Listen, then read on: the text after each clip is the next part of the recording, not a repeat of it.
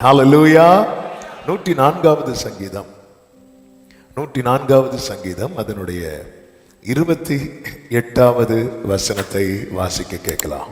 நீர் கொடுக்க அவைகள் வாங்கிக் கொள்ளும், நீர் உம்முடைய கையை திறக்க அவைகள் நன்மையால் திருப்தியாகும். நீர் உம்முடைய கையை திறக்க அவைகள் நன்மையால் திருப்தியாகும். நம்முடைய தேவனால் மட்டும்தான் எந்த ஒரு மனிதனையும் திருப்திப்படுத்த முடியும். சத்தம் ஆமென் சொல்லுங்க பார்க்கலாம். கர்த்தருக்கு மாத்திரம் மகிமை உண்டாவதாக. அதே 104வது சங்கீதத்தில் அதனுடைய 13வது வசனத்தை பாருங்கள். தம்முடைய மேல் வீடுகளிலிருந்து பர்வதங்களுக்கு தண்ணீர் இறைக்கிறார், உமது கிரியைகளின் பலனாலே பூமி திருப்தியாயிருக்கிறது. சத்தம் ஆமென் சொல்லுவோமா? மேல் வீடுகளிலிருந்து. ஆமென். இந்த பூமியை திருப்திப்படுத்த வேண்டிய எல்லாத்தையும் கர்த்தர் எங்க ஆயத்தப்படுத்தி வைத்திருக்கிறார் தெரியுமா? மேல. ஆமென். மாடியில வச்சிருக்கிறார். ஹல்லேலூயா. மேல் வீடுகள்ல. ஹல்லேலூயா. தேவன் எவ்வளவு பெரியவர் பாருங்க. அவருடைய கிரியைகள் எவ்வளவு ஆச்சரியமானவைகள். அடுத்த வசனத்தில் நீங்கள் பார்த்தீர்கள் என்றால், பூமியிலிருந்து ஆகாரம் உண்டாகும்படி அவர் மிருகங்களுக்கு புல்லையும் மனுஷருக்கு உபயோகமான பயிர் வகைகளையும் முளைப்பிக்கிறார். சத்தமா ஒரு ஆமென் சொல்லுங்க பார்க்கலாம். ஹல்லேலூயா. அப்போ அவர் மிருகங்களையும் அவர் தான் திருப்தியாக்குகிறார், மனுஷரையும் அவர் தான் திருப்தியாக்குகிறார். திருப்தியாக்க வேண்டிய எல்லாத்தையும் மேல ஆயத்தம் பண்ணி வைத்திருக்கிறார். அவர் கொடுக்க நாம் வாங்கிக் கொள்ளுகிறோம், அவர் கரத்தை திறக்க நாம் நன்மையினால் திருப்தியாகிறோம். ஆண்டவரால என்னை திருப்திப்படுத்த முடியுமா அப்படிங்கிற ஒரு கேள்வி நமக்கு வரலாம். நாம் இருக்கிற சூழ்நிலையை வைத்து பார்க்கும்போது பூமியே திருப்திப்படுத்துகிறவர் அவர். ஹல்லேலூயா. இப்படிப்பட்ட கேள்வியே நமக்குள்ள வரவே கூடாது. ஆமென். பூமியே திருப்திப்படுத்துகிறவர். ஹல்லேலூயா. பூமியே திருப்திப்படுத்தக்கூடியவர். ஆமென். கர்த்தருக்கு மகிமை உண்டாவதாக. அப்ப அவருடைய போக்கஸை பாருங்க. ஆமென். மனுஷனை மட்டும் இல்ல, மிருகங்களையும், மிருகங்களுக்கு புல்லையும், மனுஷருக்கு உபயோகமான பயிர் வகைகளையும் முளைப்பிக்கிறார். ஆமென். கர்த்தருக்கு மகிமை உண்டாவதாக. இந்த நாளிலே, இந்த ஃபர்ஸ்ட் சண்டேல பேசும்படி ஆவியானவர் சிந்தையிலே வைத்த வார்த்தை கர்த்தருடைய கிரியைகள். கர்த்தருடைய கிரியைகள். ஆமென். கொஞ்சம் ஸ்பீடாகவும், ஏன்னா சீக்கிரம் முடிக்கணும். ஆமென். இன்னைக்கு சண்டே ஸ்கூல் இருக்கிறது, அதையும் ஒரு வார்த்தை சொல்லிவிடுகிறேன். சண்டே ஸ்கூலுக்கு கண்டிப்பாக எல்லாரும் உங்கள் பிள்ளைகளை, காலேஜ் படிக்கிற பிள்ளைங்களுக்கு வர கிளாஸ் இருக்கிறது, எல்லாரும் கண்டிப்பாக பிள்ளைகளை அனுப்பி வைங்கள். அது பிள்ளைகளுக்கு மிகவும் ஆசீர்வாதமாய், எதிர்காலத்துக்கு பிரயோஜனமாய் இருக்கும். கர்த்தர் உங்களை ஆசீர்வதிப்பாராக. ஆமென். கர்த்தருடைய கிரியைகள். ஆமென். அதனுடைய 24வது வசனத்தை பாருங்கள். கர்த்தாவே, உமது கிரியைகள் எவ்வளவு திரளாயிருக்கிறது, அவைகளை எல்லாம் ஞானமாய் படைத்தீர் என்று சொல்லப்பட்டிருக்கிறது. 31வது வசனத்தின் பிற்பகுதியிலே சொல்லப்பட்டிருக்கிறது, கர்த்தர் தம்முடைய கிரியைகளிலே மகிழுவார். இந்த வார்த்தை எல்லாரும் சேர்ந்து இந்த 4 வார்த்தைகளை சத்தமா வாசிங்க பார்க்கலாம். கர்த்தர் தம்முடைய கிரியைகளிலே மகிழுவார். சத்தமா ஹல்லேலூயா. ஆமென். அவர் என்ன வேலை செய்யறாரோ அதுல அவருக்கு அவ்வளவு சந்தோஷமா. The Lord shall rejoice in his works. ஆமென். அப்போ அவர் எல்லாமே தெரிந்து ஞானமாய், எதுவுமே தெரியாம இந்த விஷயத்துல நான் செஞ்சது ஃபெயிலியர் ஆயிட்டு அப்படி கிடையாது. எல்லாமே ஞானமாய் செய்கிறார். அந்த செயல்கள் அவர் என்ன செய்கிறார் என்று சொல்லப்பட்டிருக்கிறது தெரியுமா? மகிழுகிறார். தேவ பிள்ளைகளே, நம்முடைய வாழ்க்கையில கர்த்தருடைய செயல்களை ஒரு 5 காரியங்களை இங்கே நம்மால பார்க்க முடியும். ஹல்லேலூயா. இதுல 104வது சங்கீதத்துல ஒளி துவங்கி ஒளி, காற்று, இப்படி அநேக காரியங்கள் இங்கே அழகாய் சொல்லப்பட்டிருக்கிறது. நீங்க வீட்டுல போய் இந்த 104 சங்கீதம் நல்ல அதை ருசிச்சு படிக்கலாம். இதை அதுல கடல்களில் சஞ்சரிக்கிற பெரிய திமிங்கலங்கள்லாம் இருக்குன்னு சொல்லப்பட்டிருக்கிறது. அவைகள் என்ன செய்யுமா? ஏற்ற வேளையில் ஆகாரம் தரும் என்று காத்திருக்கும். அப்படி சொல்லிட்டு தான் நமக்கு கர்த்தர் கொடுத்த வாக்குத்தத்த வசனம் உட்பட எல்லா வார்த்தைகளும் எழுதப்பட்டிருக்கிறது. அதிலே 5 காரியங்களை கர்த்தர் செய்கிறதை அவருடைய கிரியைகளாக நம்மால் பார்க்க முடியும். அந்த 5ஐயும் சொல்லி விடுகிறேன். 1, கர்த்தர் கொடுக்கிறார். 28வது வசனம், கர்த்தர் கொடுக்கிறார். 2, கர்த்தர் கையை திறக்கிறார். திறக்கிறார், கொடுக்கிறார், திறக்கிறார். 3, அதனுடைய 29வது வசனம், தமது முகத்தை மறைக்கிறார். இதுவும் கர்த்தருடைய கிரியைகள். கொடுக்கிறார், திறக்கிறார், அடுத்து மறைக்கிறார். 4, எடுக்கிறார். ஆமே, இனி ஆமேன்னு வரார். 4 என்ன? எடுக்கிறார். ஹல்லேலூயா. 5, உயிர்ப்பிக்கிறார். சத்தமா ஆமேன்னு சொல்லுங்க பார்க்கலாம். ஆமேன். ஒருத்தங்க லைஃப்ல கர்த்தருடைய கிரியை விளங்கணும்னா இந்த 5வதுல வரும்போதுதான் புரியவே வரும். அது வரைக்கும் புரியாது. ஆமென். பிரசங்கி 11வது அதிகாரம் அதனுடைய 4வது வசனத்தை வாசியுங்கள். பிரசங்கி 11:4. 5. ஆவியின் வழி இன்னதென்றும் கர்ப்பவதியின் வயிற்றில் எலும்புகள் உருவாகும் விதம் இன்னதென்றும் நீ அறியாதிருக்கிறது போலவே எல்லாவற்றையும் செய்கிற தேவனுடைய செயல்களையும் நீ அறியாய். நம்ம எல்லார் வாழ்க்கையிலுமே இந்த 5 கிரியைகளை கர்த்தர் நடப்பிக்கிறார். ஆமென். இதுக்கு ஒரு பெஸ்ட் எக்ஸாம்பிள் வேதத்திலிருந்து அநேகர் எடுக்கலாம். ஆனா யார ஃப்ரண்ட் லைன்ல நிக்கிற அப்படின்னு பார்த்தா யோபுவின் வாழ்க்கையில இந்த கிரியைகளை கர்த்தர் நடப்பிக்கிறதை நம்மால் பார்க்க முடியும்.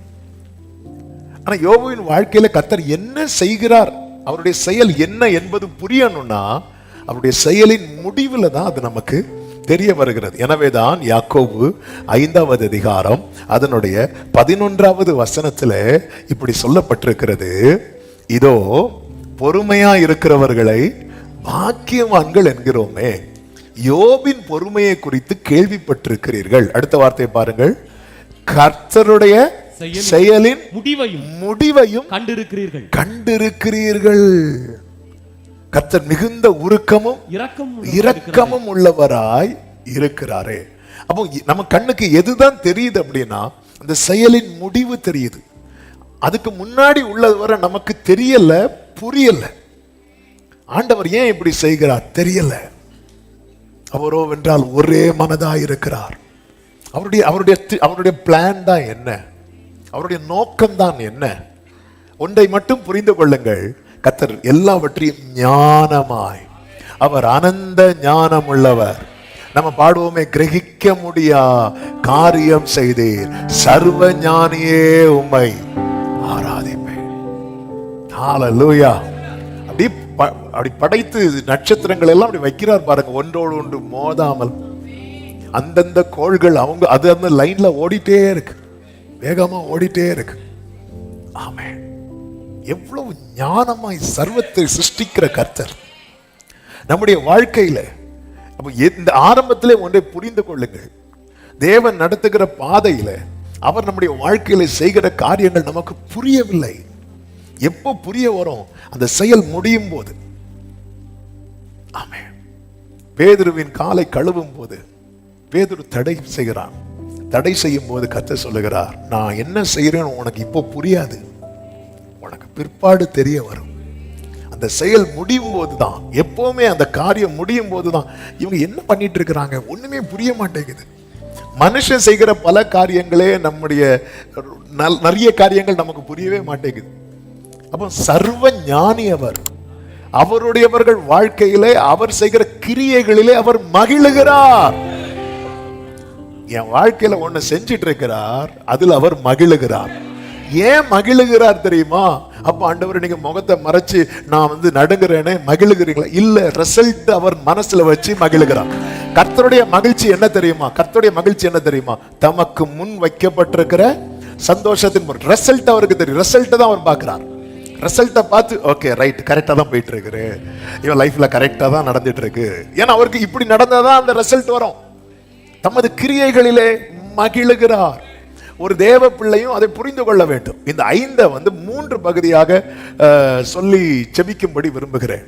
1 கொடுக்கிறார், 2 திறக்கிறார், 3 மறைக்கிறார், 4 எடுக்கிறார், 5 உயிர்ப்பிக்கிறார். நான் இப்படி திரும்ப திரும்ப கேட்பேன். ஹல்லேலூயா. இது உங்க மனசுல, இது வந்து கர்த்தருடைய கிரியை. கர்த்தர் தமது கிரியைகளிலே மகிழுகிறார். ஹல்லேலூயா. ஆமென். என்ன சொன்னேன்? 5. எனக்கு இது 5ன்னு தெரியும். எனக்கு அந்த 5 என்ன? கொடுக்கிறார், ஆமென். சில பாக்குறாங்க இவர் நம்மளை எடுக்கிறார். இந்த கொடுக்கிறார் திறக்கிறார்ல அது 1, மறைக்கிறார் எடுக்கிறார்ல அது 2, உயிர்ப்பிக்கிறார் 3. இப்படி 3 பகுதியாக சொல்லி நான் செபிக்க விரும்புகிறேன். தேவ பிள்ளைங்க வாழ்க்கையில இந்த 3ஐயும் கடந்துதான் வர வேண்டும். ஹல்லேலூயா. அந்த முதல் பகுதி நாம் எல்லாம் ஜெபிக்கிற பகுதி. 2வது பகுதி நாம் எல்லாம் விலகி ஓடுற பகுதி. ஆனா அதுலதான் பிடிச்சு உட்கார வச்சிருக்கிறார். ஹல்லேலூயா. கர்த்தருக்கு மகிமை உண்டாவதாக. கர்த்தர் கொடுக்கிறார். இந்த யோபுவின் வாழ்க்கையை குறித்து சொல்லும்போது யோபு 1வது அதிகாரம் 3வது வசனத்துல நீங்க பாத்தீங்கன்னா, வாசிங்கள். அவனுக்கு 7000 ஆடுகளும் 3000 ஒட்டகங்களும் 500 ஏறு மாடுகளும் 500 கழுதைகளும் ஆகிய மிருக ஜீவன்கள் இருந்தது மன்றி திரளான பணிவிடைக்காரரும் இருந்தார்கள். அதனால் அந்த மனுஷன் கிழக்கத்தி புத்திரர் எல்லாரிலும் பெரியவனாய் இருந்தான். இங்க யோபுவை குறித்து சொல்லப்பட்டிருக்கிறது, அவன் ரொம்ப பெரியவனாய் இருந்தான், ஐஸ்வர்யம் உள்ளவன்.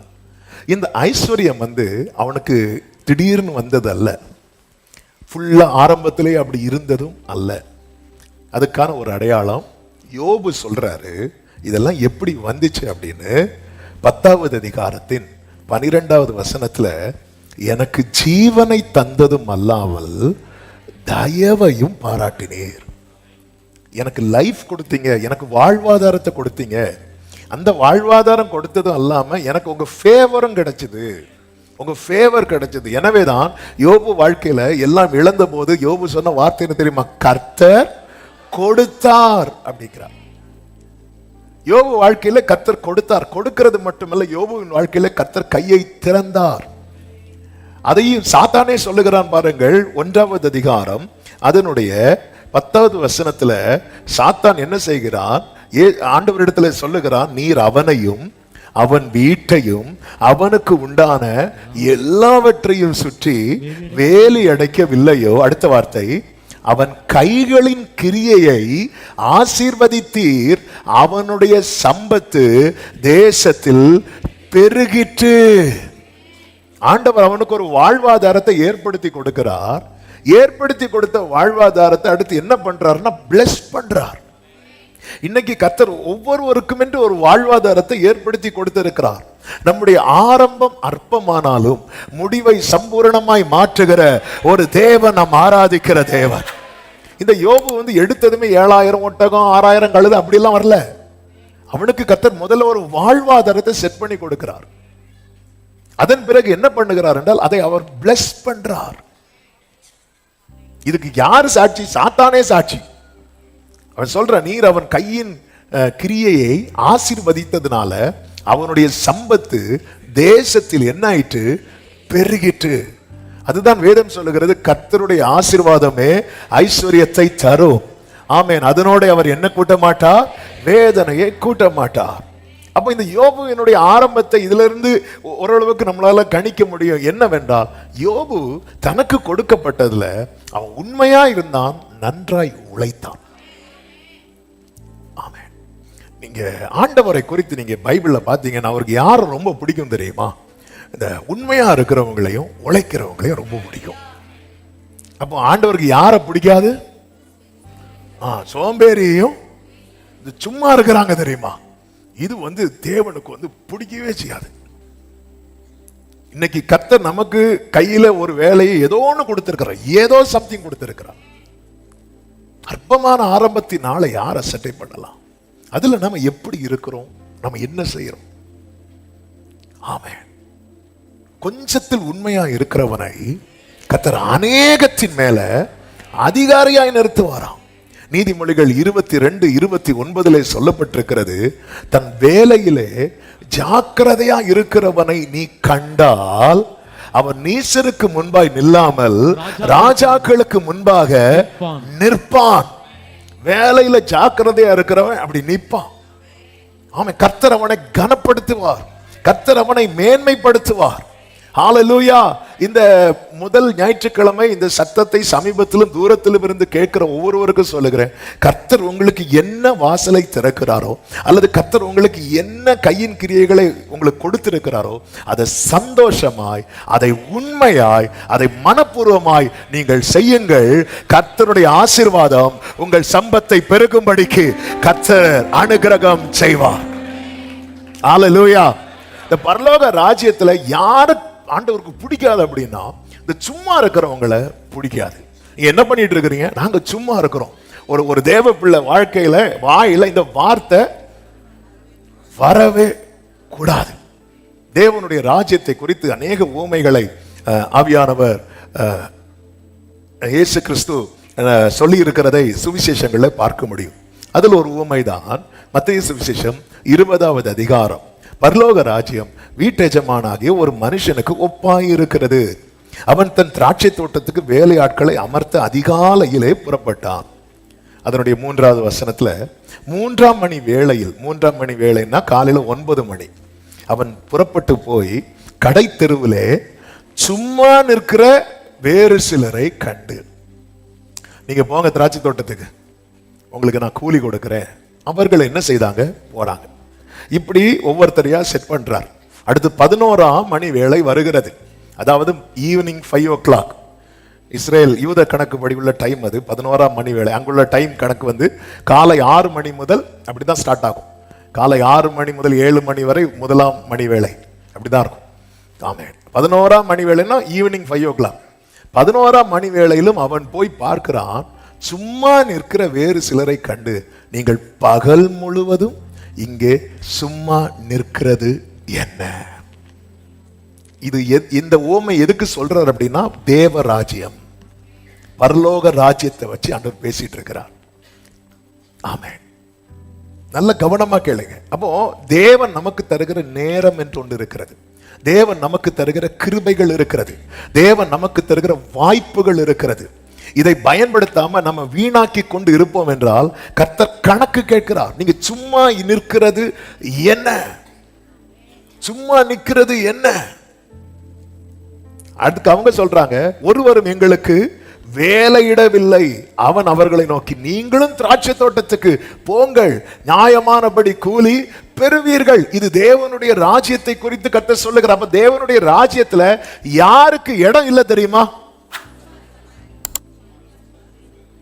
ஹலோ, ஆமே. இப்போ நீங்க சும்மா இருங்க. ஆமே, இப்போ சும்மா இருக்க கூடாது. ஹல்லேலூயா. அதாவது ஆண்டவருக்கு வந்து என்ன பிடிக்காது அப்படின்னா, காலத்தை வீணாக்குவது பிடிக்காது.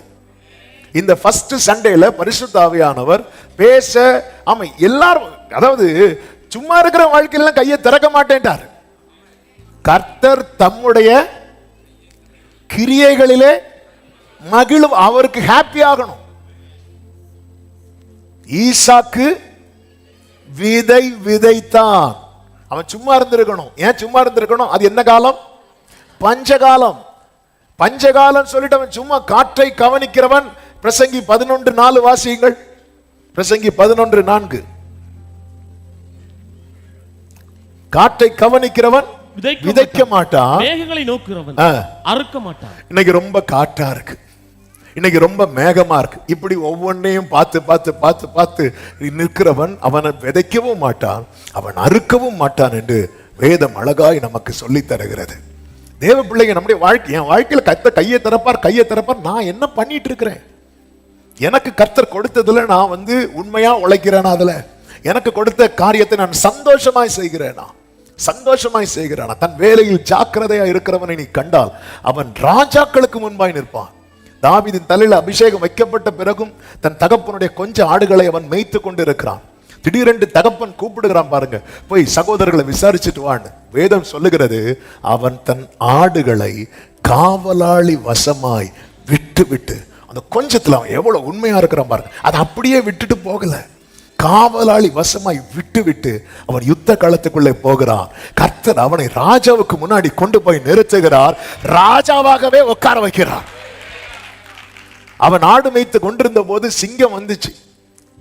ஆமே, இந்த ஆடை பிடிக்கிறதுக்கு இந்த தாவீது எவ்வளவு பிரயாசப்பட்டார் அதை காப்பாற்றுவதற்காக. அது பிடிச்சிட்டு போட்டு அப்படி விடல, பிரயாசப்படுகிறான். தனக்கு கொடுக்கப்பட்ட கொஞ்சத்துல கர்த்தர், நம்ம இந்த கொஞ்சத்துல என்ன செய்கிறோம், எப்படி இருக்கிறோம், அதை கர்த்தர் கவனிக்கிறார், கர்த்தர் அதை பார்க்கிறார். என் வாழ்க்கையில கர்த்தர் தமது கையை திறக்கணும்னா என் வாழ்க்கையில ஃபர்ஸ்ட் கொஞ்சம் கொடுக்கிறார் தெரியுமா, அதுல நான் எப்படி இருக்கிறேன் என்பதை கர்த்தர் கவனிக்கிறார். கர்த்தர் தமது கிரியைகளிலே அவருக்கு ஹாப்பி ஆகணும், இவன் மேல கையை திறக்கலாம் அப்படின்னு அவருக்கு ஹாப்பி ஆகணும். கொடுத்ததிலேயே நான் ஒன்னும் செய்யாம வச்சிருக்கிறேன்னா எப்படி கையை திறப்பார்? ஒருவனுக்கு 5 தாலந்து, இன்னொருவனுக்கு 2 தாலந்து, இன்னொருவனுக்கு 1 தாலந்து கொடுக்கப்பட்டதை பயன்படுத்தினவர்களை சந்தோஷத்துக்குள் பிரவேசிக்க வைக்கிறார். கொடுத்ததை யூஸ் பண்ணாம வச்சிருந்தான் பாருங்க, அவன் கிட்ட இருக்கிறத அவர் என்ன பண்ணார் தெரியுமா, பிடிக்கிட்டார். ஆமென். தேவன் நமக்கு ஏற்படுத்தி தந்த காரியம் என்ன ஆகட்டும், அவங்களுக்கு எல்லாம் ஆண்டவர் அப்படி வச்சிருக்கிறீங்க இல்ல. கர்த்தர், சாத்தான் சொல்லுகிறான், அவன் கைகளின் கிரியையை நீர் ஆசீர்வதித்தீர், அவன் சம்பத்து தேசத்தில் பெருகிட்டு. அது மாத்திரமல்ல, இதுல இன்னொரு முக்கியமான காரியம் இருக்கிறது. என்ன தெரியுமா, கர்த்தர் யோபுவை குறித்து ஒரு சாட்சி கொடுக்கிறார். 8வது வசனத்தை பாருங்கள், 1:8 வாசியுங்கள். கர்த்தர் சாத்தானை நோக்கி, என் தாசனாகிய யோபின் மேல் கவனம் வைத்தாயோ, உத்தமனும் சன்மார்க்கனும் தேவனுக்கு பயந்து பொல்லாப்புக்கு விலகுகிறவனுமாகிய அவனைப் போல பூமியில் ஒருவனும் இல்லை என்றார். அப்ப இன்னொரு விஷயத்தை நல்ல கவனிங்க. தன் வாழ்க்கையிலே, யோபு வாழ்க்கையில வளர்ச்சி வர வர வர யோபு தன்னை காத்து கொள்வதிலையும் ரொம்ப ஜாக்கிரதை உள்ளவனாயிருந்தான். அநேகர் பாருங்க, கொஞ்சம் வசதி வரும்போது, கொஞ்சம் வாய்ப்புகள் வரும்போது இடறுகிறவர்களாய் மாறுகிறார்கள். இந்த யோபுவை நீங்க பாத்தீங்கன்னா, ஆண்டவர் பிளஸ் பண்ணியிருக்கிறாங்கன்னு சொல்லிட்டு நான் ட்ராக் மாதிரி என்ன செஞ்சிடக்கூடாது, போயிடக்கூடாது. இன்னைக்கு நிறைய பேர் கொஞ்சம் தலை நிமிர்ந்ததும், கொஞ்சம் வசதி வாய்ப்பு வந்ததும், 4 பேர் மத்தியில கொஞ்சம் பேர் புகழ் வந்ததும் ட்ராக் மாதிரி போகிற நிலைமை அநேகருடைய வாஸ்தியை இல்லாமலாக்குறது. கர்த்தர் சொல்றாரு, இவன் உத்தமன் மட்டும் இல்லப்பா, சன்மார்க்கன், தேவனுக்கு பயந்து பொல்லாப்புக்கு விலகுகிறவன். கர்த்தர் தம்முடைய கிரியையிலே மகிழுகிறார். இவனுக்கு நம்ம கையை திறக்கலாம், இவனுக்கு கையை திறக்கலாம். இவன் யார் தெரியுமா, தேவனுக்கு பயந்து பொல்லாப்புக்கு விலகுகிறவன். பொதுவாகவே பாருங்க, சொசைட்டிலே பாருங்க, கொஞ்சம் ஒரு ஆள் வந்து உயர உயர உயர அவருடைய ஃப்ரெண்ட் சர்க்கிள் வந்து மாறிட்டே இருப்பாங்க. அவங்களுக்கு உண்டாகிற சோதனையும் கூடிட்டே இருக்கும். அவங்களுக்கு பாவம் செய்வதற்கான ஆப்பர்ச்சுனிட்டிஸ் வந்து ரொம்ப ஜாஸ்தி ஆயிட்டே இருக்கும். யாருக்கு தெரியுமா, சொசைட்டில ஒருத்தங்க எல்லா விதத்திலும் வளர்றாங்க தெரியுமா, அவங்களுக்கு வளர்றாங்க, கொஞ்சம் பேர் புகழ் அவங்க தலை அப்படி வெளியே தெரிகிறது மாதிரி அவங்க எழும்ப ஆரம்பிச்சிட்டாங்க அப்படின்னா அவங்களுக்கு எல்லா ஆப்பர்ச்சுனிட்டிஸ்க்கான டோர்ஸ் ஓபன் ஆகும். இப்படிதான் யோபு வாழ்க்கையில இருந்துச்சு. ஏன்னா யோபு வீட்டில் நிறைய வேலைக்காரங்க வருவாங்க. அதான் யோபு சொல்லுவார். ஆமென். 31வது அதிகாரம் அதனுடைய 9 முதல், என் மனம் யாதொரு ஸ்திரீயின் மேல் மயங்கி அயலானுடைய வாசலை நான் எட்டி பார்த்ததுண்டானால் அப்பொழுது என் மனைவி வேறொருவனுக்கு மாவரைப்பாளாக. 11வது வசனம், அது தோஷம், அது தப்பு, அது கிரைம், அது நியாயாதிபதிகளால் விசாரிக்கப்படும் அக்கிரமமே. 12வது வசனம், அது பாதாள பரியந்தம் பட்சிக்கும் அக்கினியாய், அடுத்த வார்த்தையை பாருங்கள், என் சம்பத்தை எல்லாம் நிர்மூலமாக்கும். இன்னைக்கு அநேகருடைய ஆஸ்தி அழியறதுக்கு ஒரு காரணம் என்ன தெரியுமா, வசதி வந்ததும் ட்ராக் மாறுறது. இது புரிகிறது இல்லை. சம்பத்தை எல்லாம் நிர்மூலமாக்கும். ஏன் தேவனுக்கு பயந்து பொல்லாப்புக்கு விலகுறீங்க யோபுன்னு கேட்டா யோபு சொல்ல, இல்லப்பா அது தோஷம். ஆமா, இன்னைக்கு இருக்கிறதெல்லாம் நாளைக்கு இது அழிச்சிரும். என்னைக்குமே புரிஞ்சுக்கோங்க, இதை கேட்கிற அன்பு சகோதரா சகோதரி, தேவன் ஆசீர்வாதம் தரது நாம் அனுபவிப்பதற்கு. ஆமென். சத்தமா ஆமென் சொல்லுங்க பார்க்கலாம். தேவன் கொடுக்கிற ஆசீர்வாதத்தை யார் அனுபவிக்கிறாங்களோ உண்மையில அவங்க தான் ஆசீர்வதிக்கப்பட்டாங்க. எனக்கு பெரிய வீடு இருக்கு, எனக்கு அது இருக்கு, இல்ல, அது நம்மளால அனுபவிக்க முடியுதா? இதான் ரொம்ப முக்கியம். என் வாழ்க்கையில தோஷமான காரியம் காணப்படுமானால் அது எதை அழிக்குமா? என் சம்பத்தை அழிக்கும். என் வாழ்க்கையில என்னுடைய ஆஸ்திகள், என் சம்பத்துகள், எனக்கு தேவன் கொடுக்கிற ஆசீர்வாதங்கள் அது அழியறதுக்கு நானே காரணமாயிடக்கூடாது. ஆமென். கர்த்தர் உயர்த்துகிறார், கர்த்தர் ஆசீர்வதிக்கிறார், கர்த்தர் வளர பண்ணுகிறார். வேலையே இல்லை, வேலை கொடுத்துட்டார். ஆமென். ஐடில ஒர்க் பண்ற பிள்ளைங்க இருக்கிறீங்க, நல்ல ப்ரொஃபஷன்ஸ், நல்ல டோர்ஸ் எல்லாம் கர்த்தர் ஓபன் பண்ணி கொடுக்கிறார். அதாவது உலகத்துல டோர்ஸ் ஓபன் ஆக எல்லா காரியத்துக்குமான ஆப்பர்ச்சுனிட்டிஸ் கான டோர்ஸ் ஓபன் ஆகும். தேவனுக்கு பயந்து வேண்டாம், இது தோஷம், இது தோஷம், வேண்டாம், இது தோஷம், இது தோஷம், இது பாவம், இது பண்ணக்கூடாது, இது நாளைக்கு என்னைய அழிச்சிரும், என் சம்பத்தை அழிச்சிரும், என் வாழ்வாதாரத்தை அழிச்சிரும். இந்த ஒரு உணர்வு ஒரு தேவ பிள்ளைக்கு தேவை. கர்த்தர் தம்முடைய கிரியைகளிலே மகிழுவார். ஹல்லேலூயா. எல்லாரும் பண்றாங்கன்னு தேவ பிள்ளை பண்ணக்கூடாது. ஆமென். நமக்கு தேவன் கொடுத்ததுதான் நமக்கு தந்த வாழ்க்கை. ஹல்லேலூயா, ஹல்லேலூயா. வாழ்க்கையில ஆண்டவர் வாசலை திறக்கும் போது ஆமென் ஒரு வாழ்வாதாரத்தை நமக்கு கொடுக்க, அத ஜீவனை தந்ததும் அல்லாமல் அவர் ஜீவனுக்கான வாழ்வாதாரத்தை முதல்ல கொடுப்பார். அதுல நம்ம எப்படி இருக்கிறோம் அது ரொம்ப முக்கியம். அதை நம்ம எப்படி பார்க்கிறோம். தாவீதை பாருங்க, நீங்க தாவீதை எந்தெந்த பொசிஷன்ல ஆண்டவர் கொண்டு வச்சாரோ எல்லாத்துலயும் ரொம்ப சந்தோஷமா உண்மையை வேலை செய்வார். ஆமென். சாத்தா சொல்ற, நீங்க அவனை பிளஸ் பண்றீங்க, நீங்க அவனை வேலி அடைத்து பிளஸ் பண்றீங்க. ஆமென். தேவ பிள்ளைகள் இதுல ரொம்ப கவனம். என் வாழ்க்கையில கர்த்தர் கையை திறக்கணும்னா அவருக்கு எனக்கு அந்த கிரியைகள்ல அவர் மகிழணும். அவர் அவர் அவர் பார்க்க, எனக்கு கொடுக்கலாம்பா, எனக்கு கொடுக்கலாம்பா, சந்தோஷம் ஆண்டவரே. ஆமா, இந்த 2026ல நம்ம மேல கர்த்தர் தமது கையை திறக்க விரும்பிதான் கர்த்தர் இதை பேசி கொண்டிருக்கிறார். ஏதாவது ட்ராக் மாதிரி ஒருவேளை யாராவது நிக்கிறீங்க அப்படின்னா, ஏன் இந்த ட்ராக் நீங்க கொஞ்சம் யோசி. நமக்கு ஒரு வாழ்வாதாரமே இல்லை, ரொம்ப நெருக்கமான சூழ்நிலையில் இருந்தா வேற எதையாவது யோசிக்க தோணுமா? யோசிக்க தோணாதில்ல. ஹல்லேலூயா. ஆமென். பால்கனி, ஒரு வீட்டில் ஒரு பால்கனி இருந்து உலாவனதுனால தானே தாவீதை கொஞ்சம் அப்படி எத்தி பார்த்தீங்க. பின்னாடி சவுல் ஈட்டி எடுத்துட்டு வரும்போது பச்சை வேலை பார்த்தீங்க. ஒண்ணு வேண்டாம், ஐயோ ஒண்ணு வேண்டாம், ஏசப்பா ஆண்டவரே, எனக்கு வாழ்க்கை கிடைச்சாலே போதும். இப்போ பிரச்சனை இல்லை, இப்போ பிரச்சனையே இல்லை. இப்போ வீட்டில் இருக்கு, பால்கனி இருக்கு, அப்படி எத்தி பார்க்கலாம். கொஞ்சம் வசதி வந்துட்டுல, வசதி வந்துட்டுல, கொஞ்சம் வாய்ப்பு வந்துட்டுல, கொஞ்சம் வசதி வந்துட்டுல. யோபுவை பாருங்க, அவனுக்கு தெரியுது. என்னைக்கும் இதை ஆள் மனசுல எழுதி வச்சிருங்க. நான் ட்ராக் மாறிட்டுனா என் சம்பத்தெல்லாம் அழியும். ட்ராக் மாறினா சிம்சோனுக்கு தெரியல, டோட்டலா எல்லாத்தையும் இழந்துல, எல்லாமே இழந்துனா முடி உட்பட மொத்தத்தில் இழந்து அப்படி நிற்கிறான். அவர் கொடுக்கிறார். ஹல்லேலூயா. அதனாலதான் தாவீது பாருங்க, எப்பவுமே கர்த்தரை தான் ஃப்ரெண்ட்ல செட் பண்ணிட்டார். ஜீவனுள்ள நாளெல்லாம் நன்மையும் கிருபையும் அது என் பின்னாடி தானே தவிர அது நான் முன்னாடி வைக்கவே மாட்டேன். எனக்கு முன்னாடி கர்த்தர். ஆமென். யோபு தன்னை காத்து கொண்டான், கர்த்தர் அவனுக்கு உண்டான எல்லாவற்றையும் வேலி அடைத்தார். இந்த வேர்டை நான் ரிப்பீட் பண்றேன். யோபு தன்னை காத்து கொண்டான், கர்த்தர் அவனுக்கு உண்டான எல்லாவற்றையும் வேலி அடைத்தார். என் குடும்பம், என் சம்பத்து, கர்த்தர் எனக்கு தந்த எல்லாமே அவர் வேலிக்குள்ள இருக்கணும் அப்படி விரும்புகிற தேவ பிள்ளைங்க எல்லாருமே எதுல கவனமா இருக்கணும் தெரியுமா? நம்மை காத்துக் கொள்வது. ரொம்ப கேர்ஃபுல்லா இருக்கணும். நமக்கு தெரியாது அது எவ்வளவு பெரிய சத்துரு உட்புகுதலுக்கு ஏதுவானது. திருடன் திருடவும் கொல்லவும் அழிக்கவும் வருகிறானே அன்றி வேறு ஒன்றுக்கும் வரான்.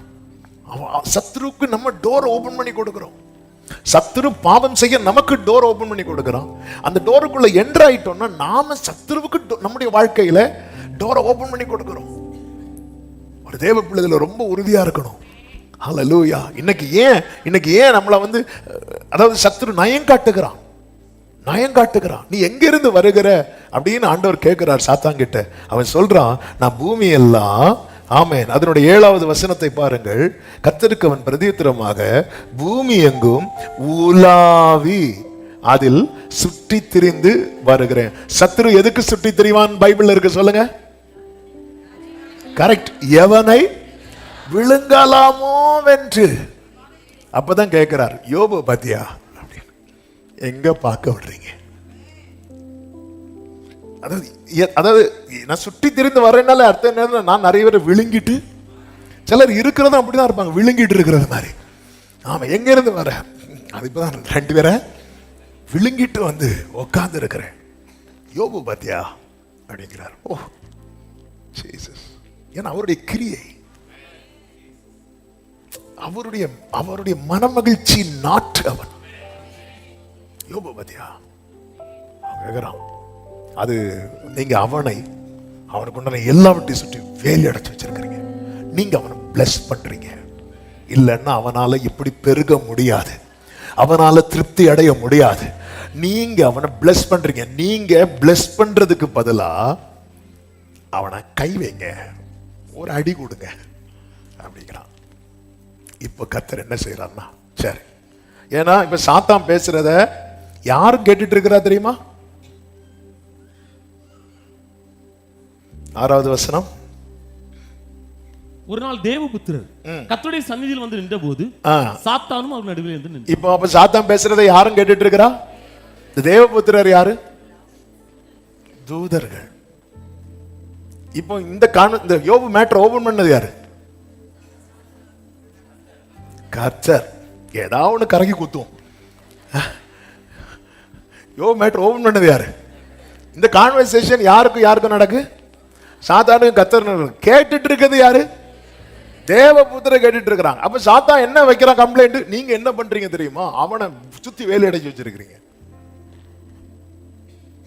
தேவ தூதர்கள் ஒருவேளை நினைச்சிருப்பாங்க, ஒருவேளை ஆண்டவர் அப்படி அவனை ப்ரொடெக்ட் பண்றாரோ, அதனாலதான் அவன் அப்படி இருக்கிறானா? ஏன்னா தூதர்கள்ல 1/3 பங்கு பிசாசானவன் என்ன பண்ணிட்டான்? இப்போ அவனுக்கு எங்க கேப் கிடைக்குது? அவனுக்கு வேலை என்ன? விழுங்குறது. இந்த தேவபுத்திரல 2 பேர் தூக்கிட்டு போலாமான்னு பாக்குறான் அவன். ஆண்டவர் சொல்ற, நீ என்ன நினைச்சிட்டு இருக்கிற யோபு பத்தி? போ, நான் இப்போ அவனுக்கு என் முகத்தை மறைக்க போறேன் அப்படிங்கிறார். அவனுக்கு உண்டானதெல்லாம் உன் கையில இருக்கு, கிளம்பு அப்படின்றார். அப்படி கொஞ்சம் முகத்தை மறைக்கிறார் பாருங்க. அடிக்குது ஒரு அக்கினி, காற்று, சபேர், கல்தேர். யோபு லைஃப் அப்படியே கொலாப்ஸ் ஆகுது. வாழ்க்கையில சில நேரத்தில் கர்த்தர் முகத்தை மறைக்கிறார். ஏன் புரிய மாட்டேங்குது? நல்லாதான் ஆண்டவரே போயிட்டு இருக்கு. அதாவது இந்த திரைக்கு பின்னால் அப்படின்னு ஒண்ணு உண்டு. திரைக்கு பின்னால் அது யாருக்குமே தெரியாது, யாருக்குமே புரியாது. ஆண்டவர் சரி அதெல்லாம் உன் கையில இருக்கு அப்படிங்கிறார். அப்ப ஆண்டவர் சத்துரு கையில கொடுக்கிறாருன்னா என்ன ஆண்டவரே இது? அவன் ஏதோ கேட்டான்னு சொல்லிட்டு நீங்க இப்படி கொடுக்கலாம் ஆண்டவரே? ஆமா, இது நம்முடைய ஆர்கியூமெண்ட். அவன் ஏதோ சொன்னான்னு சொல்லிட்டு அவனுக்கு விழுங்க முடியல. அவன் விழுங்க ட்ரை பண்ணி பார்த்தான், விழுங்க முடியல. அவன் ஏதோ தந்திரமா ஏதோ பேசுறேன்னு சொல்லிட்டு நீங்க எப்படி ஆண்டவரே அதுக்கு நீங்க ஓகே பண்ணலாம்? நீங்க எப்படி ஆண்டவர்? இதுதான் நமக்கு புரியாது. கர்த்தருடைய முகத்தை மறைக்கிறார். ஒருத்தர் லைஃப்ல எப்போ கர்த்தர் முகத்தை மறைப்பாருன்னு தெரியாது. ஆனால் ஒரு சத்தியத்தை கேளுங்கள், முகம் மறைக்கப்படுறது என்கிற நிலைமை என்பது என்ன தெரியும்? நம்முடைய வாழ்க்கையில் அந்தகாரம், இருள். இந்த பகுதியை இந்த பூமியிலே வாழ்ந்த நாட்களில் இயேசுவும் அனுபவித்தார். ஏசாயா தீர்க்கதரிசியை கொண்டு கர்த்தர் சொல்லும் வார்த்தை என்ன தெரியுமா? இமைப்பொழுது என் முகத்தை உனக்கு மறைத்தேன். நம்முடைய வாழ்க்கையில கொஞ்சம் அப்படி ஆண்டவரே, அந்த கொஞ்சத்துலதான் என் வாழ்க்கையில புயல் அடிக்குது. இயேசுவும் சீஷர்களும் படகுல ஏறி போறாங்க. எப்போ காற்று அடிக்க ஆரம்பிச்சு தெரியுமா? எப்போ இயேசு பில்லோ பின்னாடி வச்சு படுத்துட்டு அப்படி தூங்குறார் பாருங்க, அடிக்குது காத்து. இதுதான் அவர் கொஞ்சம் முகத்தை மறைச்சிட்டாரு. நம்ம லைஃப்ல பிசாசான வெயிட் பண்ணிட்டே இருக்கிறான். ஆமென். முகத்தை மறைத்த போது சபையர் வராங்க, கல்தையர் வராங்க, அக்கினி வருகிறது, பெருங்காற்று வருகிறது. சங்கீதம் 88:14 சங்கீதக்காரன் இப்படி கதறுகிறான், கர்த்தாவே ஏன் என் ஆத்மாவை தள்ளி விடுகிறீர், ஏன் உமது முகத்தை எனக்கு மறைக்கிறீர். ஆமென். ஆரம்பத்திலே சொன்ன வார்த்தையை மறுபடியும் உங்க நினைவிலே அதை அடிக்கடி ஞாபகப்படுத்த விரும்புகிறேன். கர்த்தர் தமது கிரியைகளிலே மகிழ்வார். அதன் அர்த்தம் என்ன? 42வது அதிகாரத்தை கர்த்தர் ஏற்கனவே பார்த்து விட்டார். ஹalleluya, ஹalleluya. நான் கர்த்தருக்கு மறைந்து போகிறது ஒன்று இருக்கிறது, அது என்னுடைய கிரியையினால. ஆனா நான் கர்த்தருக்கு முன்பாக என்னை நிறுத்தின பிறகும் கர்த்தர் தமது முகத்தை எனக்கு மறைக்கிறார் என்றால், அவன் இப்பொழுது அது எனக்கு கடினமா இருக்கலாம், நாளை அது என்னுடைய வாழ்க்கையில ஒரு பெரிய நன்மையும். ஓ ஜீசஸ், ஹalleluya, ஆமென், ஆமென். அதனாலதான் இங்க சொல்லப்பட்டிருக்கு, நீர் உம்முடைய முகத்தை மறைக்க அவைகள் திகைக்கும். 104வது சங்கீதம் 29வது வசனம், அவைகள் திகைக்கும். நீர் உமது முகத்தை மறைக்க திகைக்கும், பயம் சூழ்ந்து கொள்ளும். இயேசு கிறிஸ்து இந்த பூமியில அவர் ஓட்டத்தை, பிதாவே உம்முடைய கையில நாவியை ஒப்பு கொடுக்கிறேன் அப்படி சொல்லிட்டு அவர் ஜீவனை விட்டார்ல, உடனே என்ன ஆச்சு சொல்லுங்க பார்க்கலாம்? காரிருள். 12 மணி, பகல் 12 மணிக்கு பூமி ஃபுல் அந்தகாரம். இதுதான் ஒருத்தங்க லைஃப்ல ஆண்டவர் முகத்தை மறைக்கும் போது அந்தகாரம். அந்த அந்தகாரத்துல ஒருத்தன் வரான், ஈட்டி எடுக்கிறான், குத்துறான். Thank you Jesus. உண்மையிலே அவன் வந்தது எதற்கு தெரியுமாங்க? அவன் சிலுவையில் அறையப்பட்டவர்களை குத்துறதுக்கு வந்தானா, கால் எலும்பு முறிக்கிறதுக்கு வந்தானா? முறிக்கிறதுக்கு தான் வந்தான். ஆனா இவர் லைஃப்ல மட்டும் அது நடக்கல. ஏன் நடக்கல? ஏற்கனவே அப்பா எழுதி வைத்து விட்டார். ஓ ஜீசஸ். என்னது அர்த்தம்? உங்க வாழ்க்கையில அந்தகார வேளையில் கூட என்ன நடக்க வேண்டும் என்பது அவர் தீர்மானித்ததுதான். நல்ல கரங்களை சாட்டி ஜீசஸ். என் வாழ்க்கையின் அந்தகார வேலை என்பது என்ன? சத்துரு கை போடுகிற வேலை. இயேசுவை வந்து கை போடுறாங்க, இயேசு வந்து பிடிக்கிறாங்க. அப்ப இயேசு சொல்லுவார், இது உங்களுடைய வேலையா இருக்கிறது, இது அந்தகாரத்தின் வேலையா இருக்கிறது. இயேசு மேல வந்து கை போடுறாங்க, இயேசு பிடிக்கிறாங்க. அப்பொழுது கூட இயேசு என்ன சொல்லுவார் தெரியுமா? ஆமென். மத்தேயு சுவிசேஷம் 26வது அதிகாரம் அதனுடைய 56வது வசனம். ஆகிலும் தீர்க்கதரிசிகள் எழுதியிருக்கிற வசனங்கள் நிறைவேறும்படி இவைகளெல்லாம் சம்பவிக்கிறது என்றார். தீர்க்கதரிசிகள் எழுதியிருக்கிற வசனங்கள் நிறைவேறும்படி. சத்தமா ஒரு ஆமென் சொல்லுங்க பார்க்கலாம். ஆமென். இங்க இயேசு வந்து சிலுவையில் அறையப்பட்டிருக்கிறார். அந்தகாரத்தின் வேளை, கவர்மெண்ட் ரூல்ஸ். சில மணி நேரத்துக்கு பிற்பாடு சிலுவையில் யார் அறையப்பட்டிருந்தாலும் அவங்க முட்டுக்கு கீழே எலும்பை வந்து உடைக்கணும். இயேசுவின் வலது பக்கத்தில் ஒருவன் தொங்கி கொண்டிருக்கிறான். அவனுடைய முட்டு, அவனும் விழாவில் குத்தி பார்க்கல, அவன் முட்டு கீழே உடைச்சிட்டாங்க. இன்னொருவன் இடது பக்கத்தில், அவனுக்கு முட்டுக்கு கீழே உடைச்சிட்டாங்க. இவனுடைய டியூட்டி அது. இவன் டியூட்டி பண்ணலன்னா இவனுக்கு டியூட்டி போயிடும். இவன் போய் கணக்கு கொடுக்க முடியாது. அதனாலதான் என்ன வேலை அதை செய்வாங்க. ஆமென். அது செஞ்சே ஆகணும். ஆனா அந்த இடத்துல வந்து அவன் செய்யல. அவன் ஈட்டி அவன் கையில இருக்கிறது, முறிக்கிற எல்லாமே இருக்கு. ஆனா பாருங்க, கர்த்தர் ஏற்கனவே என்ன எழுதி வைத்திருக்கிறார். உங்க வாழ்க்கையில கர்த்தர் தம்முடைய முகத்தை மறைக்கிறதுக்கு முன்னாகவே என்ன நடக்கணும், என்ன நடக்க கூடாது என்பதை ஏற்கனவே ஆண்டவர் செட் பண்ணி வச்சிட்டார். அதனாலதான் சத்துருட்ட ஆண்டவர் சொல்லுவார், இவரு அவன் சம்பத்துல கை வச்சுக்கோ, ஆனா அவன் ஜீவனை தொற்றாத. செட் பண்ணி வச்சுட்டார். செட் சமுத்திரத்துக்கு எல்லையை போட்ட கர்த்தர். ஆமென். சில நேரத்துல சில கடினமான சூழ்நிலையை பயணிக்கிற அன்பு சகோதர சகோதரி, அவருக்கு தெரியும், அவருக்கு தெரியும். அதனாலதான் கல்தையர் வரும்போது அவர் பதறல. சபையர் அவன் வந்துட்டு என்ன மேக்சிமம் பண்ணுவான் அது அவருக்கு தெரியும். பெருங்காற்று அடிக்கும் போது என்ன நடக்கும் என்ன நடக்காது அவருக்கு தெரியும். அக்கினி வரும்போது என்ன நடக்கும் என்ன நடக்காது அவருக்கு தெரியும். அதனாலதான் சமுத்திரம் கொந்தளித்த போதும் அவர் கப்பலின் பின்னணியத்தில் என்ன பண்ணிட்டு இருக்கிறார் தெரியுமா? நித்திரை பண்ணிட்டு. அவருக்கு தெரியும். அவர் ஏற்கனவே என்ன ஒரு லைன் போட்டாரோ அந்த லைனை தாண்டி எந்த வல்லமைக்கும் இம்மட்டும் வா மிஞ்சி வராதே, இம்மட்டும் வா மிஞ்சி வராதே. நம்முடைய வாழ்க்கையில ஆமென் இல்லை என்றால் நம்ம வாழ்க்கையில் அடித்த புயல், நாம் சந்தித்த பிரச்சனையில நாம என்றோ இல்லாமல் போயிருந்திருப்போம். எனவே தான் புலம்பல் பாடும் போதும் அது நடுவில் பாடுகிறார், நான் நிர்மூலமாகாதிருப்பது கர்த்தருடைய கிருபையே. ஆமென் சொல்லுங்க பார்க்கலாம். ஏன் முகத்தை மறைக்கிறார்? ஏன் முகத்தை மறைக்கிறார்? ஏன் எடுக்கிறார்? நம்முடைய வாழ்க்கையை நாம் சில நேரத்தில் புரிந்து கொள்ளுகிறதை விட்டு விடுகிறோம். யோபுவின் வாழ்க்கையில இப்படிப்பட்ட ஒரு சூழ்நிலை வந்த போதுதான் யோபு என்ன சொல்லுகிறார் தெரியுமா? நான் நிர்வாணியாய் என் தாயின் கர்ப்பத்திலிருந்து வந்தேன். பல நேரத்தில் இந்த லைஃபோடைய ரியாலிட்டிய நம்ம புரிந்து கொள்ளுகிறதை விட்டு விடுகிறோம்.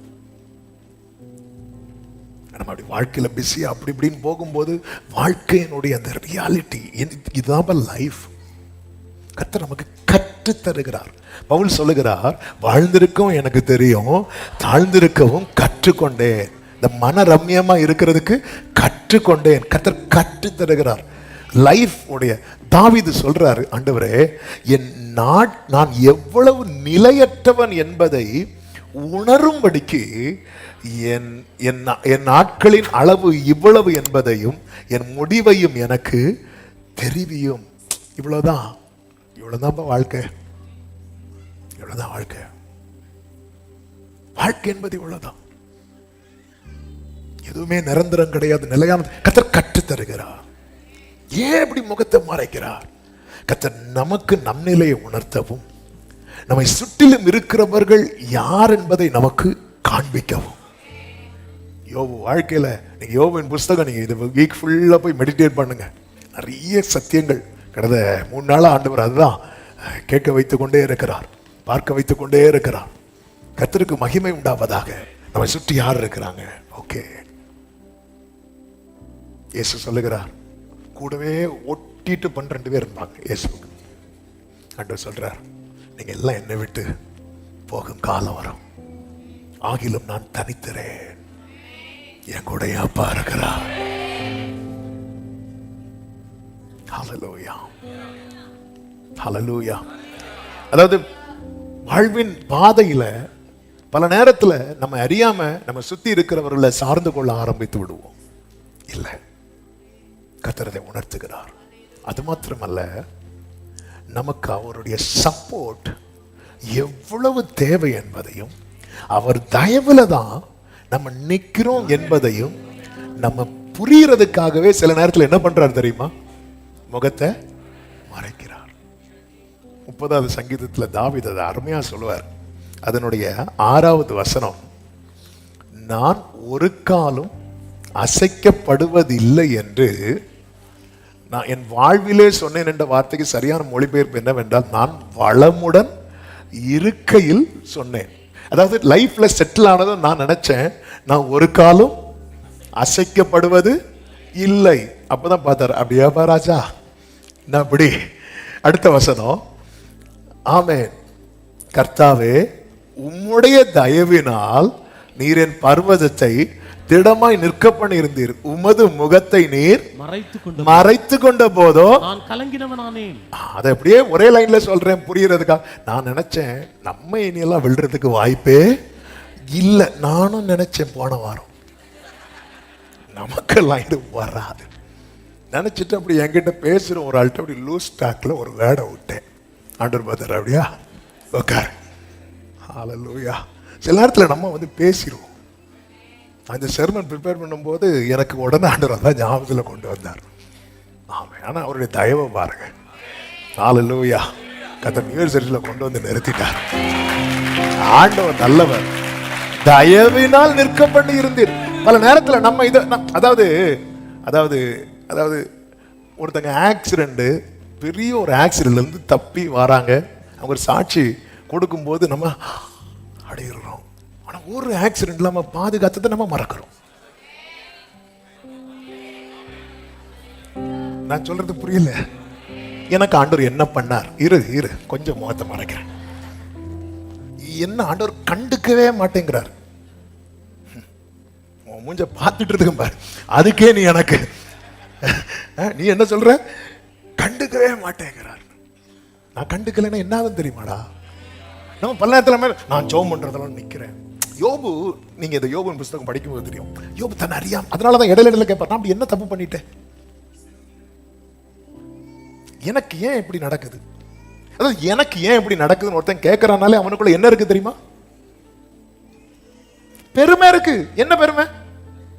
நான் தான் ஒரு தப்பு. அதாவது அதனாலதான் நீங்க இப்ப கவனிச்சீங்கன்னா, யோபு 3 நண்பர்கள் வருவாங்க, கூட இன்னொருத்தர் வருவான் எலிகோ. இந்த மற்ற 3 பேர் பேசினதுக்கு தான் ஆண்டவர் வந்து ரொம்ப கண்டம் பண்ணுவார்.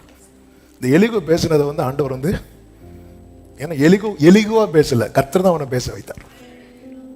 மற்ற 3 பேரும் நீ எதை தப்பு பண்ணியிருப்ப, அதனாலதான் உனக்கு அப்படி, அதனாலதான் உனக்கு இந்த அடி, உனக்கு இந்த அடி, இந்த அடின்னு பேசிட்டு இருந்தாங்க.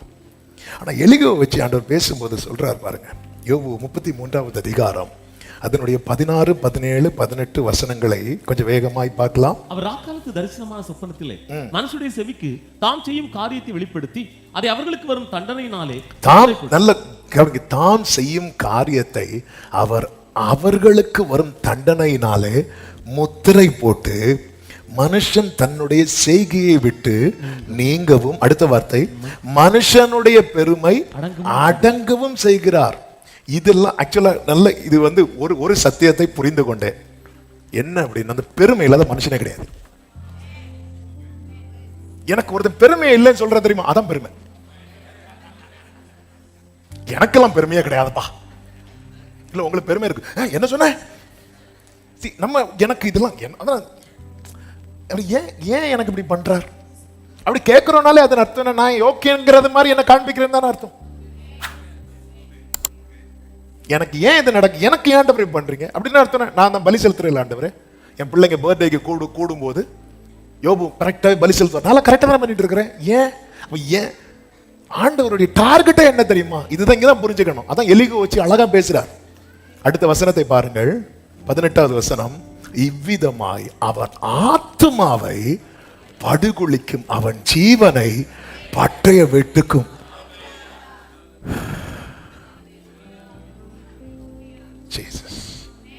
அடி கொஞ்சம் சின்னது, இந்த சின்ன விஷயம் தானே, தூக்கிடுவோம்.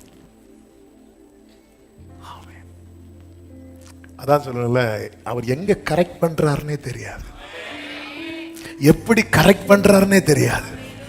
இதெல்லாம் தெரிஞ்சதுக்கு அப்புறம் தான் யோபு சொல்ற, ஆண்டவர் நான் பொத்தி கொள்ளுகிற ஆண்டவர். இன்னும் சொல்றாரு பாருங்க, அதனுடைய 36வது அதிகாரத்தின் 7, 8 வசனங்களை பாருங்கள். அவர் தம்முடைய கண்களை நீதிமான்களை விட்டு விலக்காமல் அவர்களை ராஜாக்களோட கூட சிங்காசனத்தில் ஏறவும் உயர்ந்த ஸ்தலத்தில் என்றைக்கும் உட்கார்ந்திருக்கவும், என்னைக்கும் அவருடைய போக்கஸ் என்ன தெரியுமா? அவர் நம்மளை ஒரு ஸ்தானத்துல வச்சிருக்கிறார்.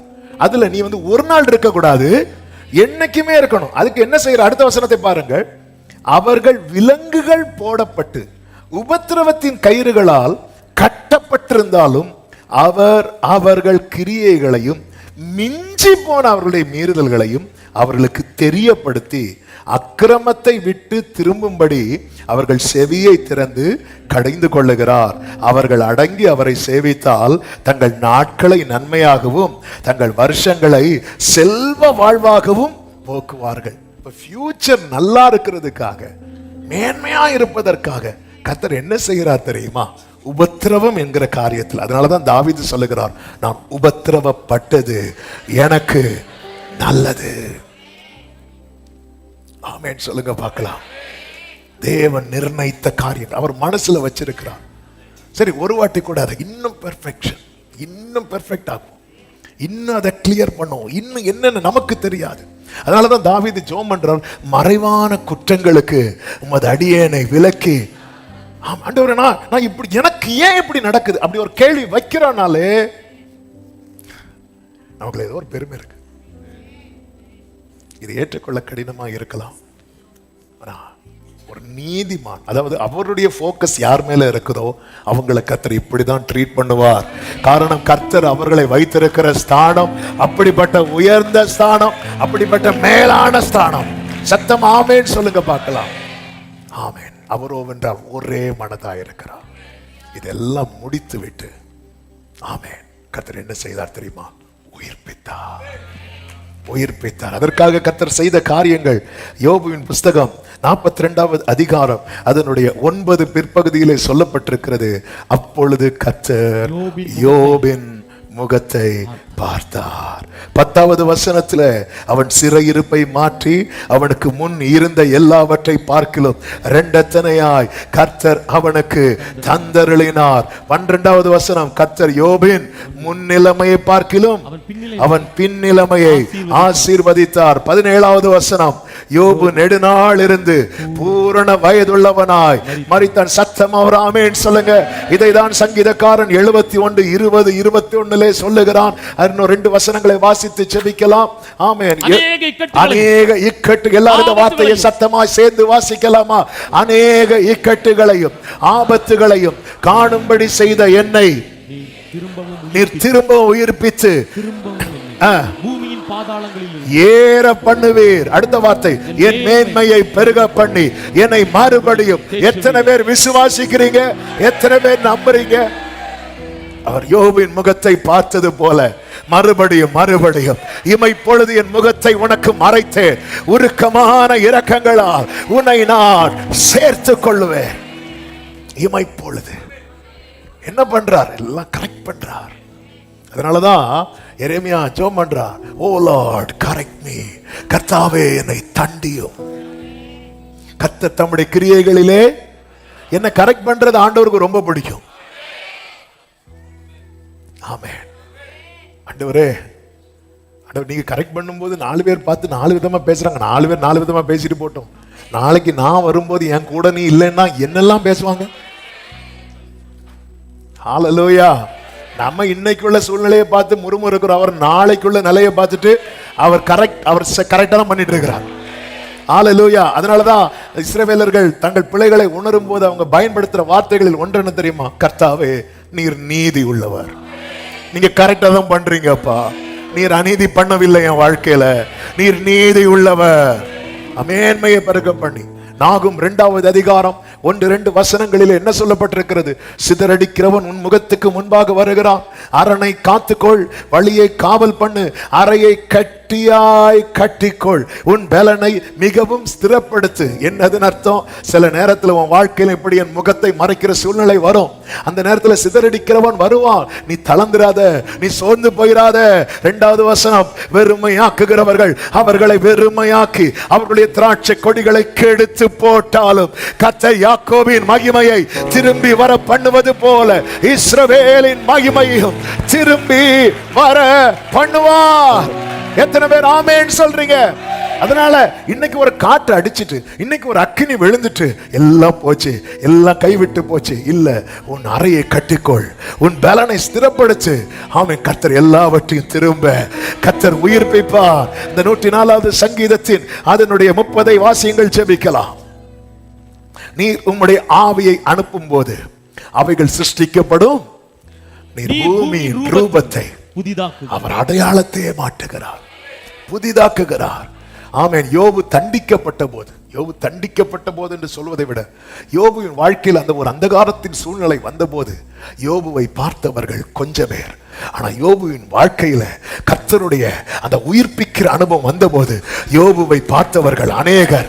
நீ கஷ்டப்படுறது 4 பேருக்கு தெரியலாம், ஆனா கர்த்தர் உன்னை மறுபடி உயிர்ப்பிக்கிறது 4000 பேருக்கு தெரியும்படிக்கு. சத்தமா ஆமென் சொல்லுங்க பார்க்கலாம். கர்த்தர் தம்முடைய கிரியைகளிலே மகிழுவா. ஹல்லேலூயா. இன்னைக்கு நீங்க ஆண்டவருக்கு தேங்க் பண்ண போறீங்க. ஆண்டவர் நீங்க சரியா தான் பண்ணிட்டு இருக்கிறீங்கப்பா. எல்லாரும் வலது கரத்தை உயர்த்தி சொல்லுங்க, கர்த்தாவே நீர் நீதி உள்ளவர். மறுபடியும் சொல்லுங்க, கர்த்தாவே நீர் நீதி உள்ளவர். ஒரு விஷயம் கூட சொல்லுங்க, கர்த்தாவே நீர் நீதி உள்ளவர். எல்லாமே நன்மைக்காக.